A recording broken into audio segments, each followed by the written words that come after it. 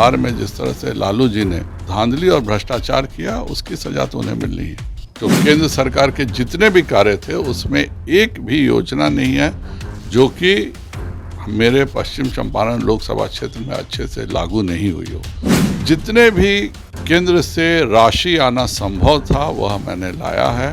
हर क्षेत्र में जिस तरह से यह देश विश्व के पटल पर आगे बढ़ रहा है, किसी विरोधी की कोई चुनौती नहीं। नमस्कार, मैं कृपा शंकर, आप इनसाइडर लाइव देख रहे हैं।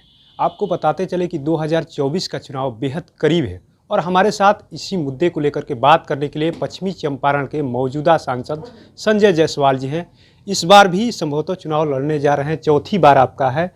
क्या चौथी बार क्या है आपका, चुनाव लड़ने जा रहे हैं कि नहीं, क्या? यह सब निर्णय भारतीय जनता पार्टी में हमारा पार्लियामेंट्री बोर्ड करता है। पार्लियामेंट्री बोर्ड जो भी निर्णय करेगा, पार्टी का प्रत्येक कार्यकर्ता उस निर्णय के साथ रहता है।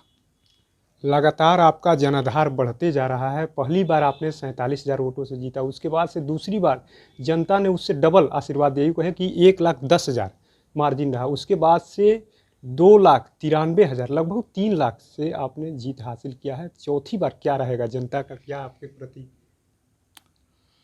विगत 5 वर्षों में जो कार्य हुए हैं, खास करके जो केंद्र सरकार के जितने भी कार्य थे उसमें एक भी योजना नहीं है जो कि मेरे पश्चिम चंपारण लोकसभा क्षेत्र में अच्छे से लागू नहीं हुई हो।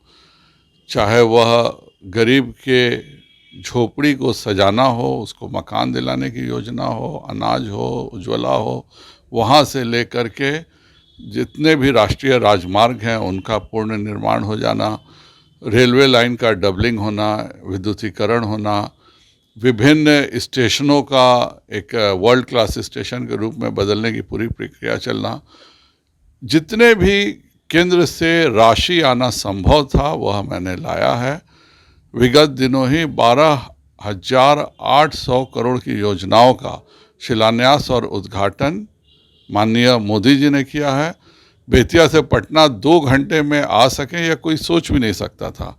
आज उसका भी शिलान्यास हो चुका है और उस पर कार्य भी चालू हो चुका है। 40 सीट जीतने की आप लोग बिहार में दावा कर रहे हैं, उसके अलावा 400 पार का नारा है मोदी जी का। तो क्या लग रहा है, कौन सी चुनौतियां है आप लोग के सामने? बिहार में क्या चुनौती है, नरेंद्र मोदी के सामने क्या चुनौती आप देख रहे हैं? माननीय प्रधानमंत्री जी ने जो कार्य किए हैं उसके समक्ष किसी की कोई चुनौती है ही नहीं।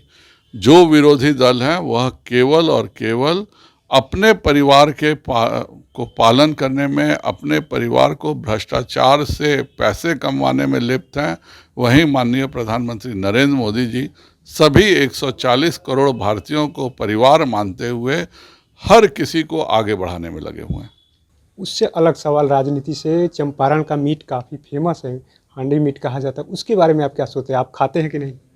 बिल्कुल, मैं चंपारण में शायद ही कोई होता है जो कि शाकाहारी होता है। हमारे यहाँ से शुरू से परंपरा रही है। चंपारण का मटन और सरियावन की मछली, ये दोनों तो हमारे ज़िले की पहचान है। लगातार 10 वर्षों से आप सरकार में हैं, लगातार एक तरीके की मोदी जी की सरकार है। 10 वर्षों में कई योजनाओं को लेकर के लगातार विपक्ष जो है निशाने साधता रहता है। आपकी प्रमुख योजनाएं क्या क्या रही? तीन योजना बता दीजिए आप लगभग। सबसे प्रमुख तो जो 1990 से राष्ट्रीय राजमार्ग नहीं बन सका था, आज आप बेतिया से रक्सौल और मोतिहारी से रक्सौल महज 50 मिनट में जा सकते हैं। इसके अलावा बेतिया का मुजफ्फरपुर, बेतिया, गोरखपुर का लाइन का दोहरीकरण का शिलान्यास, उद्घाटन सभी कुछ बेतिया में हुआ। तो आप यह अच्छे से समझ सकते हैं कि ये पूरी रेल योजना मेरे लोकसभा क्षेत्र के तहत बनी हुई है। और इसके अलावा जो महत्वपूर्ण पुल थे, जैसे जटवा का पुल और उसके साथ 300 करोड़ के सड़क, जिससे कि 12 महीने कभी भी बाढ़ आए तो सड़क भंग नहीं हो, वो करना। पीपरपाती, गोपालगंज, हर इलाके से मुख्य डबल लेन सड़क बनवाना और पुल बनाने का काम मैंने इन वर्षों में किया। लगातार प्रधानमंत्री परिवारवाद को लेकर के, भ्रष्टाचार को लेकर के लगातार निशाने साध रहे हैं विपक्ष पे। क्या लग रहा है तीसरी बार चुनाव जीतने के बाद से, सरकार बनने के बाद से, एनडीए की सरकार बनने के बाद से परिवारवाद और भ्रष्टाचार खत्म हो जाएगा राजनीति में, खासतौर से देखा जाए कि? भारत की न्याय प्रणाली ऐसी है कि सजा देने के लिए इंदिरा गांधी की हत्या जिसने किया उसको फांसी पे चढ़ने में 11 वर्ष लगे, और इसी का फ़ायदा हमारे विरोधी दलों के सदस्य उठाते हैं। इनका कार्य केवल अपने बच्चों का पोषण करने का है। किस तरह से भ्रष्टाचार करके बिहार में जिस तरह से लालू जी ने अपने बेटे बेटियों के प्रति, जो चाहे वह नौकरी के नाम पर हो या नाजायज मदद करने के नाम पर हो, जिस तरह का धांधली और भ्रष्टाचार किया उसकी सजा तो उन्हें मिलनी है।